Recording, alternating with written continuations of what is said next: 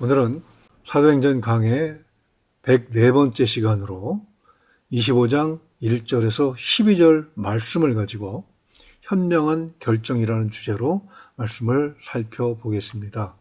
우선 본문을 함께 봉독합니다.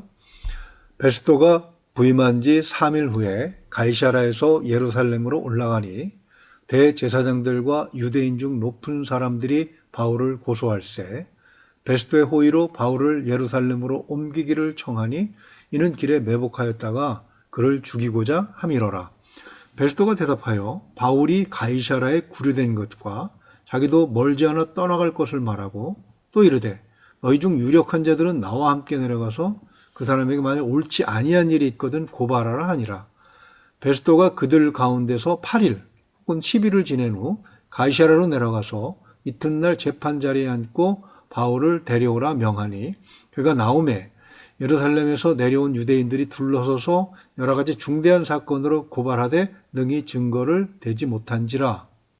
바울이 변명하여 이르되 유대인의 율법이나 성전이나 가이사에게나 내가 도무지 죄를 범하지 아니하였노라 하니 베스토가 유대인의 마음을 얻고자 하여 바울더러 묻되 네가 예루살렘에 올라가서 이 사건에 대하여 내 앞에서 신문을 받으려느냐? 바울이 이르되 내가 가이사의 재판자리 앞에 섰으니 마땅히 거기서 신문을 받을 것이라.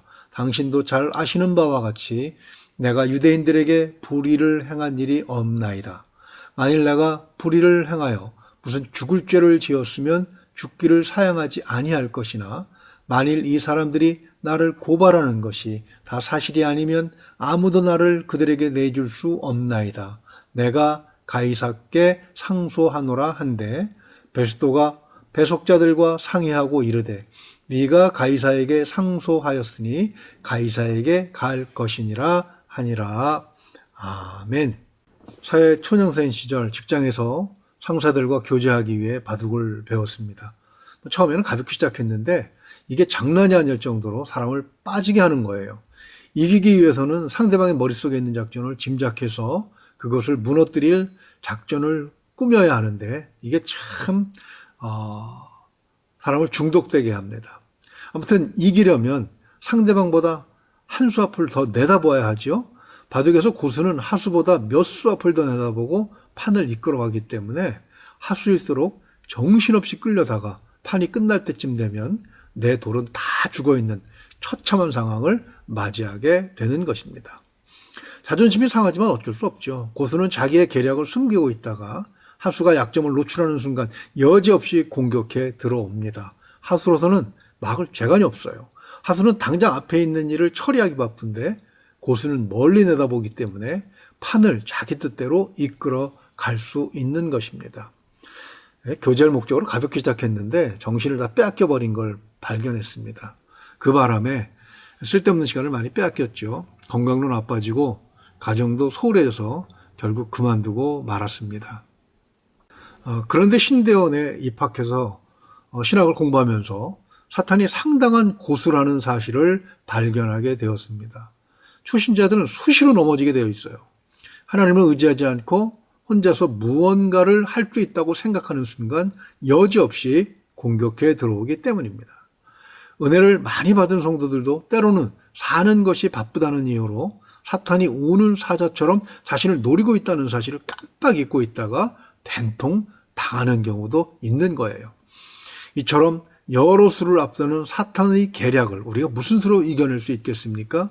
본문은 바울의 지혜롭고 현명한 결정을 통해서 그 비결을 우리에게 알려주고 있습니다.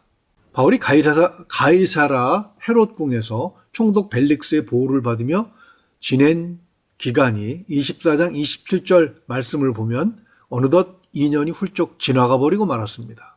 그 2년 동안 많은 일이 있었어요.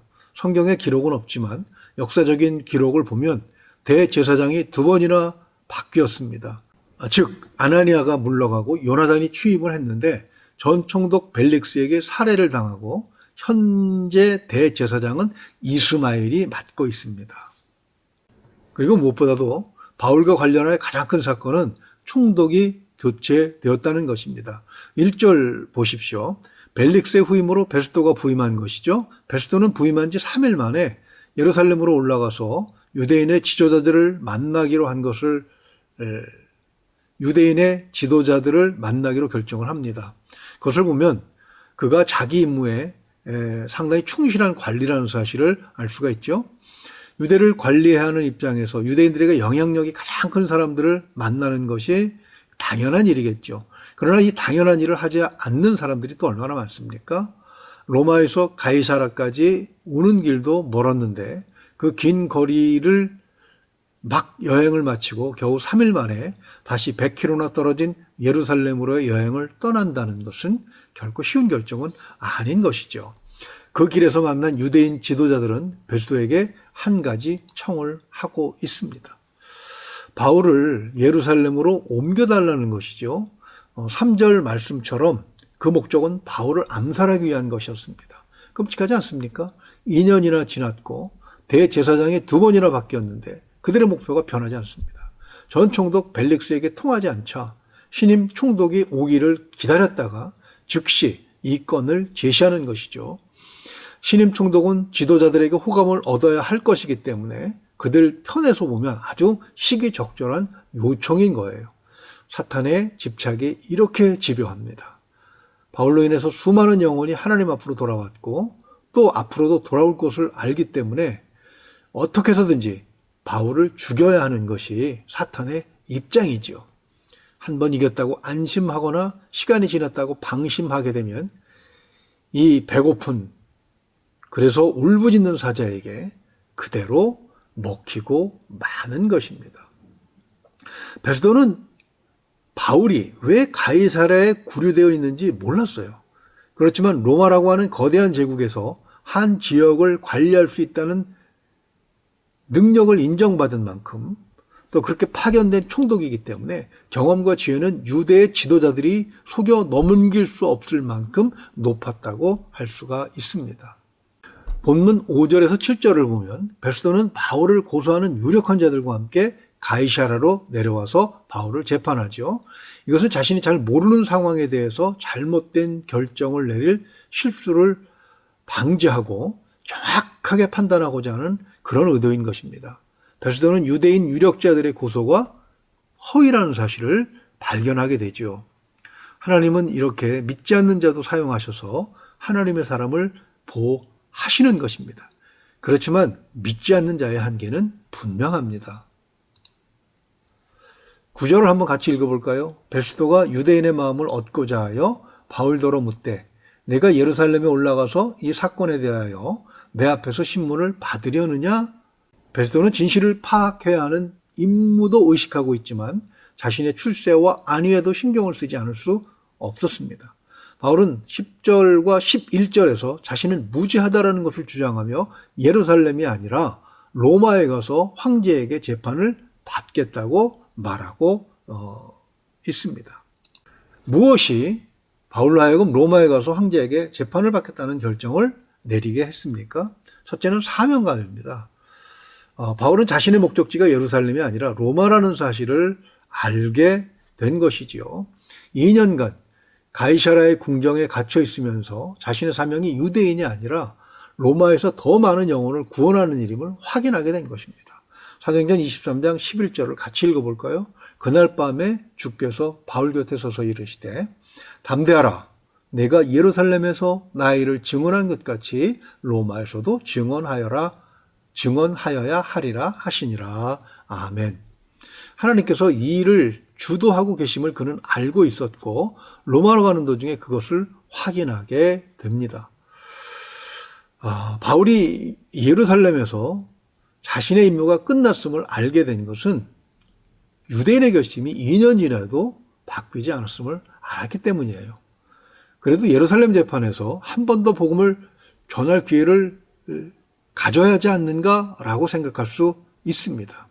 그렇지만 예루살렘에서의 기회는 유대인 지도자들의 양심이 완전히 굳었기 때문에 불가능하다는 것을 그가 깨닫게 됩니다. 이미 사탄에게 영혼을 빼앗긴 유대 지도자들은 더 이상 양심이 작동하지도 않고 진리를 추구하지도 않는 사람이라는 것을 그가 확인했던 것이죠. 그것은 하나님의 심판으로 사실로 드러나게 됩니다. 불과 10년 안쪽에 예루살렘은 로마의 장군 티투스에 의해서 폐허가 되기 때문이죠. 말씀을 정리합니다.